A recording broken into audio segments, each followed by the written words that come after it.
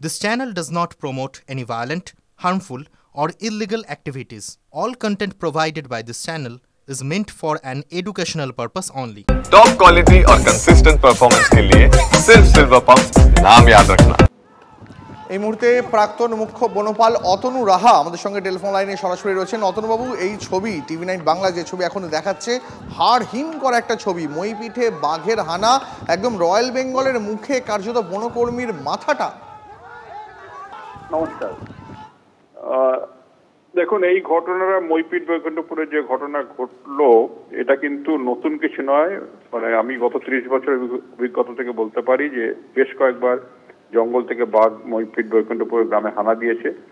বাঘের আসার প্রধান কারণ হচ্ছে অধিকাংশ ক্ষেত্রেই এরা জঙ্গলে শিকার করতে পারে না এবং তখন হচ্ছে গ্রামে গরু ছাগল ধরার জন্য তারা গ্রামে ঢুকে পড়ে, অথবা অনেক সময় পথ ভুল করেও তারা ঢুকে পড়তে পারে। আনফর্চুনেটলি এই ক্ষেত্রে মানে আমরা ইদানিংকালে মানে গত 1 দশক কি তার বেশি সময় ধরে আমি বলবো যে আমাদের যখনই গ্রামে সুন্দরবনের গ্রামগুলোতে বাঘ ঢুকে পড়ে তখনই আমাদের স্টাফেরা সেখানে ট্র্যাঙ্কুলাইজিং গান নিয়ে এবং ক্যাপচার কেজ নিয়ে পৌঁছে যায়। তারপরে লোকজনকে কন্ট্রোল করে সেখানে খাঁচা পেতে বাঘকে ট্র্যাঙ্কুলাইজ করে ধরে নিয়ে যায়। অনেক ক্ষেত্রে এরকম হচ্ছে, কিন্তু আনফর্চুনেটলি এখানে হয়তো কোনো অসতর্ক মুহূর্তে এই ঘটনাটা ঘটে গেছে, সামনে ফরেস্ট স্টাফ পড়ে গেছে এবং বাঘটা তখন তাকে নিজের হয়তো প্রাণ বাঁচাবার জন্য সে অ্যাটাক করেছে।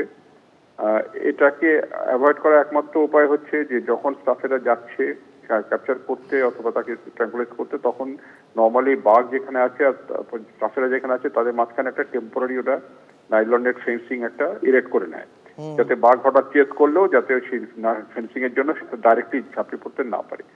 কিন্তু এখানে কি হয়েছিল আমি বলতে পারবো না। এবং এখানে অতনুবাবু, এই ছবি দেখে আরো একটা প্রশ্ন জাগছে না মনে, যে হাতে শুধুমাত্র লাঠি নিয়ে বনকর্মীরা বাঘের সঙ্গে লড়াই করছেন? না, এখানে দেখুন মানে নর্মালি হয় কি, আমার বাঘকে কোনো ক্ষেত্রেই কিন্তু বাঘকে মারা হবে না। হ্যাঁ, বাঘকে মারা হবে না। তো সেখানে বাঘের যখন অ্যাটাক করেছে তখন বাঘকে একমাত্র মানুষ থেকে ছাড়ানো উপায় হচ্ছে তাকে লাঠি পেটা করা। এটা কিন্তু সুন্দরবনের লোকেরা জানেন, লাঠি পেটা করলে কিন্তু সে ছেড়ে যায়। বাঘকে কোনো ইনজিওর করা হয় না, কিন্তু সে বাঘ তখন মানে ভয় পেয়ে তখন ছেড়ে দেয় শিকারকে। তো সেটাই করার চেষ্টা করেছে। তাকে যদি সেই সময় ট্র্যাঙ্কুলাইজও করা হয় তাও কিন্তু তার ট্র্যাঙ্কুলাইজেশনের জন্য মিনিট 5-10 সময় লেগে যাবে, তাতেই কিন্তু লোকটা অনেক বেশি ইনজিওর্ড হয়ে যাবে।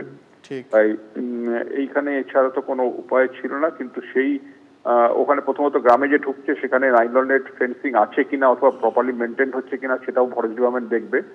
আর 2 নম্বর হচ্ছে এখানে আমার যে স্টাফ ইনজিওর্ড হয়েছেন তাকে বেস্ট ট্রিটমেন্ট দিয়ে তাকে যাতে সুস্থ করে তোলা যায় সেটা দেখা হবে। এবং ফরেস্টের বাকি স্টাফেরা যারা আছে তারা অভিজ্ঞ, তারা অসংখ্যবার এরকম ধরনের সিচুয়েশন ফেস করেন, তারা নিশ্চয়ই বাঘটিকে ধরে ফেরত পাঠাতে পারবেন। একেবারে আমরাও সেই একই আশা রাখি। আপনাকে অনেক ধন্যবাদ। কথা বলছিলাম অতনু রাহার সঙ্গে এবং যেমনটা তিনি জানাচ্ছিলেন এই মুহূর্তে যে ঘটনা মইপিঠে ঘটেছে সেই ঘটনা নজিরবিহীন না হলেও এই সময় অর্থাৎ বাঘ যখন লোকালয়ে ঢুকে পড়েছে তখন সেই বাঘকে ধরার সময় বা নজরদারি চালানোর সময় আরও সতর্ক হওয়ার প্রয়োজন ছিল।